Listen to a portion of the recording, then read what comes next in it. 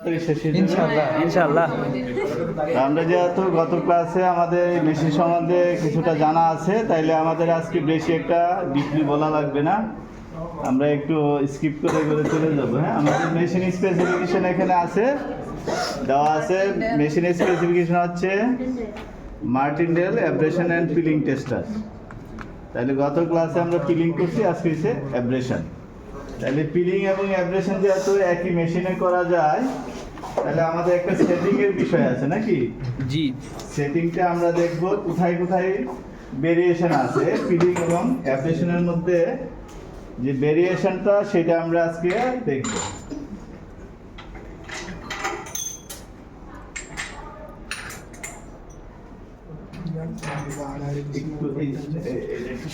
আমরা এই যে টপ মোশন প্লেট বলছিলাম, হ্যাঁ জি মনে আছে তো নাকি? জি। এই টপ মোশন প্লেটটা আমরা সরাই নিলাম। টপ মোশন প্লেটের কাজটা কি? আমাদের যে লিসাজাস মোশন এবং ক্লকওয়াইজ অ্যান্টি ক্লকওয়াইজের যে মোশনটা, সেই মোশনটাকে আমাদের সেটিং এর সাপোর্টে সেটা সে কমপ্লিট করবে, দিবে। টপ মোশন প্লেটটা আমরা সরাই নিলাম। এখন আমাদের সেটিংটা আমরা আরেকটু খেয়াল করি। আমাদের সেটিংটা আমাদের দিতে হয় কোথায়? এই যে সেন্টার বরাবরে। এখানে আমরা যদি খেয়াল করি, একটা পেগ আছে। এই পেগের মধ্যে আমাদের কিছু তিনটা বেয়ারিং স্লট আছে, তিনটা পেগ আছে, তিনটা বেয়ারিং স্লট আছে, যার সাপোর্ট দিয়ে আমাদের ক্লকওয়াইজ অ্যান্টি ক্লকওয়াইজ আর লিসাজাস যে মোশনটা, সেই মোশনটাকে এনশিওর করা। হ্যাঁ, তো আমরা এই যে গত ক্লাসে পিলিং এর সময় বলছিলাম, আমাদের যে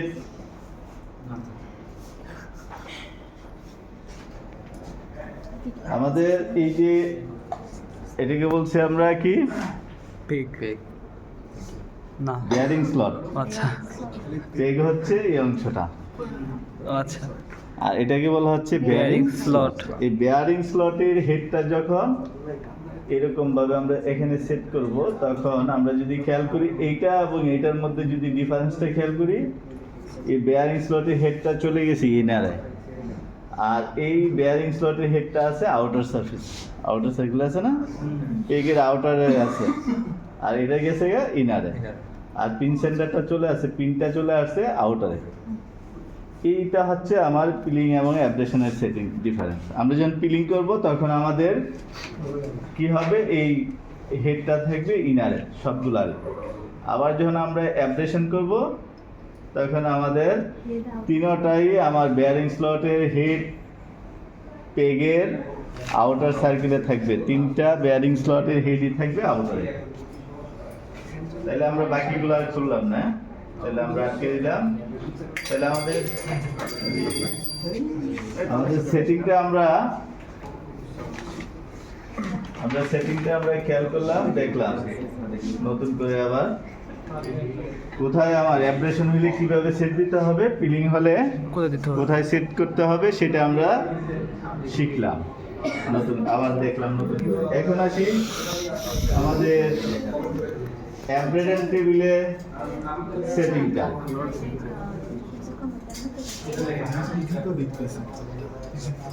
অ্যাব্রেশন টেবিলে আমরা যে সেটিংটা দিব,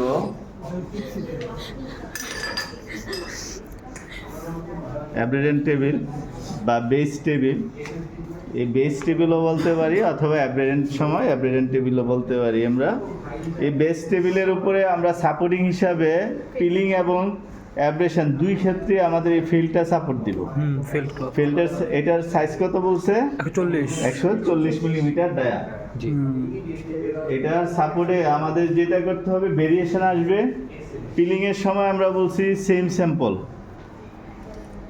ফেসে ফেসে ফিকশন হবে। সেম স্যাম্পল আমি যদি এটা টেস্ট করতে চাই, তাহলে এইটার থেকে আমাকে দুইটা স্যাম্পল কাটতে হবে।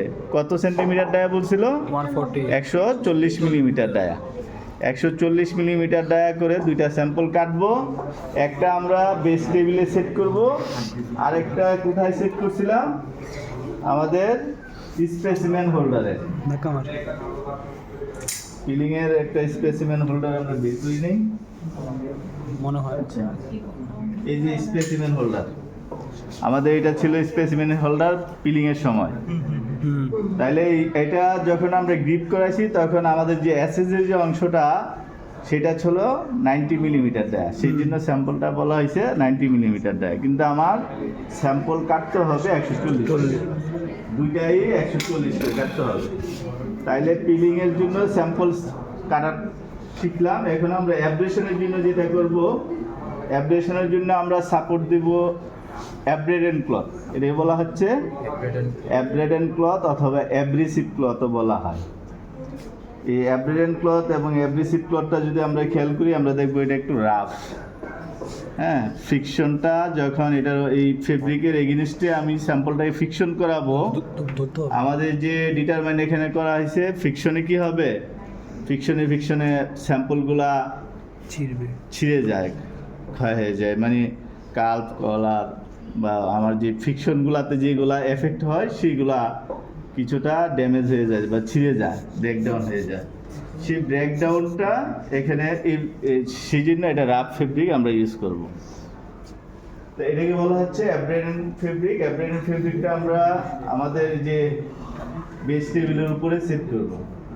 সাপোর্ট দিব সেম আমাদের যে একটা লোডিং ওয়েট আছে, লোডিং ওয়েট দিয়ে আমরা প্রেস করে এটাকে সেম যাতে আমার বাবেল না থাকে, কম্প্যাক্টভাবে যাতে আমার বেস টেবিলের সাথে এটা আটকায়। আমি যখন স্যাম্পলটাকে এটার উপরে ফিকশন দেব তখন যাতে আটকাই না যায়, কম্প্যাক্টভাবে আমরা আটকাই দিই।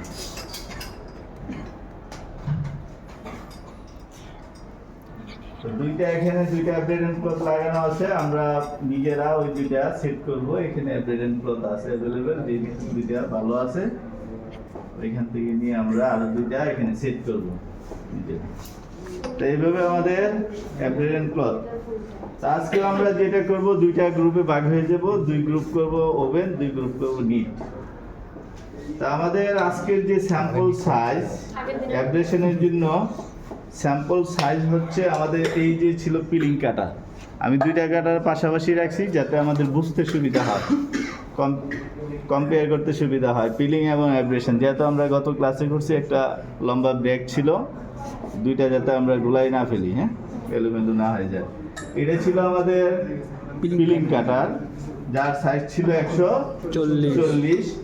আর আজকে যে কাটার দিয়ে আমরা স্যাম্পলটা কাটবো সেটা হচ্ছে অ্যাব্রেশন কাটার 38 মিলিমিটার অ্যাব্রেশন স্যাম্পল কাটার, বা স্যাম্পল কাটার হিসেবে আমরা বলবো অ্যাব্রেশন স্যাম্পল কাটার, যার সাইজ হচ্ছে 38 মিলিমিটার ডায়ামিটার। এ হচ্ছে আমাদের স্যাম্পল সাইজ। একটু বড় এটা বলে তো না, আমাদের যে স্ট্যান্ডার্ড সাইজ সে অনুযায়ী আইএসও মেথড আজকে আমাদের যে কাজটা সেটা হচ্ছে আইএসও মেথডে আমরা করব। তা আমাদের এই যে দুইটা ওভেন ফেব্রিকের জন্য আমরা আরেকটা বেশি কাটি। আমাদের যেটা করতে হবে, আমরা যেটা করব, যেটা করার কথা ছিল সেটা আমরা করতেছি না।